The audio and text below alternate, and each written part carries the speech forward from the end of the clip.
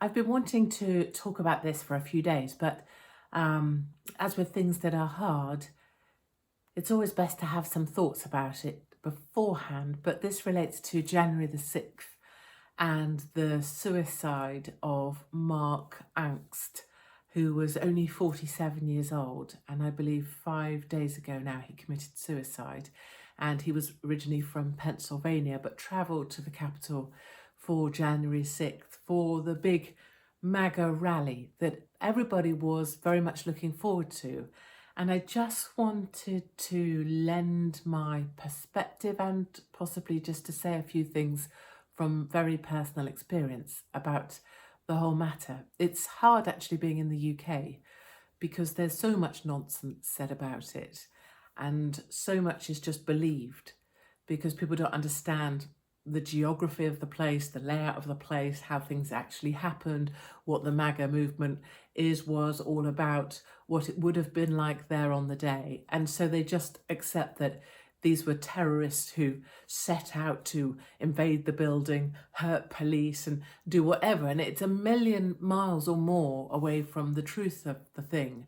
And I speak from personal experience because I came to join the January 6th rally in DC. I was held by Department of Homeland Security at Heathrow at the airport. I had my seat on the plane. I was trying to check in when two gentlemen appeared from either side of me in blazers, and obviously I knew who they were immediately, preventing me from getting on my flight. Now bear in mind, that was January the 5th that I was flying in order to be with everybody for January the 6th. And I was already being held by the Department of Homeland Security, an ordinary British person, although somewhat known, flying to the States to join people at the Capitol. And actually I have those two gentlemen to thank now in hindsight, because were it not for them, perhaps I too would have been one of the people now being held or on bail or probably prevented from ever returning to the States again, which I consider to be an extension of my family and my other home. And America, as you know, is hope for all of us. That's why I spend so much time throwing myself on the road there. So I eventually arrived later on the 6th. I missed the daytime and the events of the daytime, all of them. And they only got to the city and into DC. And when the curfew had already been called, people had been sent back to their hotels, and I went straight to the Capitol building to go and find out what was going on, to report on it as best I could. And out of some frustration on my part, because I hadn't been there in the day, as I had promised myself, most importantly, that I would be, to stand next to all of our family who were rallying on that day, all the millions of you that made it despite the bitter cold. And I still remember that, even through the curfew, I remember the bitter cold as I was charging around the city trying to find out what had been going on. And at about 5 o'clock the next morning, I got up and did a run, which is often a great way of covering ground fast and finding out truth fast. And I went to the Lincoln Memorial, and there were two gentlemen there also running, and they had been at January 6th at the rally. And they told me what I was increasingly aware of was that so many people had no idea about what went on in the Capitol building. So many people were having a brilliant day. It was one of the best days for our side. Everyone was delightful. We know what those rallies are like. They're more like festivals. Everybody's lovely to everybody. They were telling me about the police bike that everyone was making their way round, was thanking the police officers, not a speck of litter, not a damaged thing. Anybody who wanted something, someone would lend them something. How our crowd always is. Women, old people, small people, children, all the rest of it. Although everyone was cold and most people needed a wee. And in fact, that's exactly what happened. Most people were so cold or needed a bathroom or whatever, they went back to their hotels to warm up. And only when they got to their hotels to warm up did they turn on the TV, because they hadn't been able to get mobile signal or whatever when they're out and about, because there's just so many people. And only then did the majority of Americans who were at January 6th realise that anything at all had gone on other than a lovely rally with great people supporting each other and feeling better about the fact that what they believed was true, that America still cared and great patriots still mattered, and that people believed in America, that all of that was still true. And it was very, as the rallies always are, a sense of kind of uplift, of people being reminded they're not on their own. And people came, my friends from California flew in for it. And all those pictures, like the picture of Mark Aungst, 47, with his thumbs up, those were pictures we saw over and over and over on buses, on planes, whole planes full of people excited to be around, rallying around their own people who just want the best for each other and for America. So that was my personal experience of what happened on the 6th, and knowing that for so many people, they were unaware of anything happening in the Capitol. Now, for people who were close enough and who weren't actually leading the charge into the Capitol building or encouraged by whomever was put there to lead the charge, some people just went in because out of interest and swept up by the moment and wanting to be part of it. And if you could go in, why wouldn't you go in and just take a walk through? And some of them paraded through the building. And of course, that's what Mark Aungst was actually charged with, parading in a public space. And that's what ultimately led to his suicide. For reasons that I won't know, and respect to his family, I will never know, but I have some sense of what it's like to be persecuted and to be pushed to the point where you believe the only way out is to end everything just to make the noise stop. And at the point that Mark made that decision, he was facing a $5,000 fine, potentially 6 months in prison, and I'm guessing the disruption and destruction of all of the rest of his life as well, plus that soundtrack repeating over and over in your head every day, not being able to escape it. And believe me, having spoken to so many people who've been involved in January the 6th, who've been persecuted and prosecuted for it, it's relentless, the pressure that they apply. I know individuals personally who've been made to sign things that they don't recognise. I know individuals personally who were made to say things in order to try and keep their own freedom. I know how the endless and relentless pressure has been applied to individuals just to try to take them to the point where they take their own life. And why specifically, I always talk about the fact that every day you stay alive is a day where you don't let them beat you. And it's not that they beat Mark Aungst, it's just that he wouldn't have been able to find a way through the noise, and he thought that was the only way out that made sense. And that actually is a very rational thought. Some people will put it down to irrational. It's not, it's a rational thought, and it takes great courage, actually, I think, for what my opinion matters. But I wanted to say a few things about the whole thing in general, from an outsider's perspective, recognising I'm a foreigner and a respectful outsider. And number one is that it's possible that people were there on January the 6th and didn't know anything about what went on in the Capitol. That's really important to stress that, because it's inconceivable for a British person to understand that. And it's hard for people who weren't there to understand that, but it's absolutely the truth of what happened. Most people were there. If Melania Trump says we didn't know about what went on at the Capitol, most people didn't. Most people just had a lovely day and actually would have liked to have carried it on into the evening, but were forced inside their hotels. The second thing I wanted to say is that Mark Aungst did nothing wrong. He just walked through a building. He didn't hurt anybody. He didn't attack anybody. Didn't cause any damage. He just walked through a building, and there's a sweet little photo of him with his beard with his little thumb up. And that's always harder somehow to reconcile someone who did nothing wrong but were made to feel that their only way out was to take their own life. And that's unforgivable.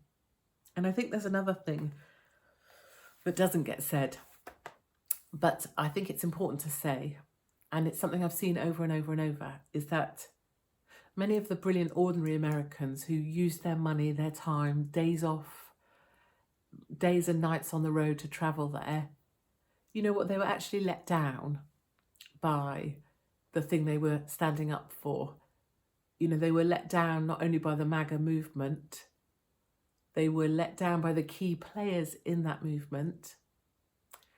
They were let down by many of the very popular faces that lead the movement. They were let down by TV presenters who enjoy clicks and ratings, but did nothing for those January 6 guys. And they were let down by people who didn't come to their rescue when they needed help. And it's one of the hardest things, because Democrats always rescue their own.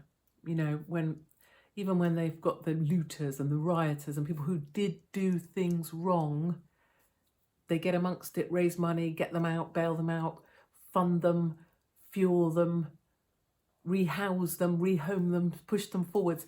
And our side very much left our guys to rot. And that's definitely the hardest thing. And it's always the hardest thing to observe as an outsider. And at a personal level, with some of the guys who were left to rot, it's one of the hardest things that no one came to save them. And many people, fine, ordinary people, will have made an effort. But the big players at the top of the tree just kept on being the big players at the top of the tree. And I've always said in my life too, in all of the experiences, losing my home or jobs or people coming for my head or people coming for my children, the hardest thing isn't that your enemy would do that, the mob, the left who want to silence you, the globalists, the religions that don't agree with you, even religions that you support who have allied with those who wish you harm. It's never your enemies assaulting you that hurts. It's when your own side lets you down. That's the thing. And that's why this story and Mark is so horrible, because I feel like that's the truth that nobody would really want to say, is that it's our own side that let Mark down, because as much as he was pushed into this horrible corner by prosecutors and the law and Democrats and the World Economic Forum and the globalists who want to batter the right to the point that they no longer lift their heads, it's actually the fact that our side and those big characters that still put themselves out there and have their books to sell and stand on stages and take the applause, where was that applause for Mark and the hundreds and hundreds other like him who've been left to rot or to take their own lives just to make the noise end? And that's all really, really hard and very depressing and very somber. But as is so often the way with all of the work I do, the reason I can talk like this is also because I still remain relentlessly optimistic and positive.